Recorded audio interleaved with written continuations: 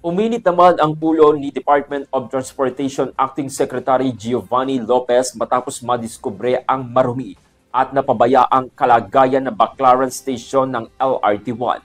Sa inspeksyon, nakita niya ang saradong walkway, 4 na taong kawalan ng tubig sa mga palikuran at delikadong daanan para sa PWD at senior citizen.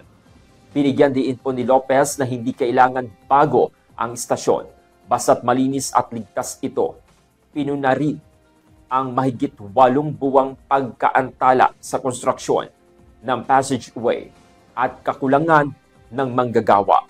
Inatasan niya ang LRTA na tutukan ang aksyon ng LRMC at binigyan ng hanggang December 2025 para ayusin ang istasyon at pag-aralan ang paglalagay ng elevator para sa mas maginhawang biyahe ng mga pasahero.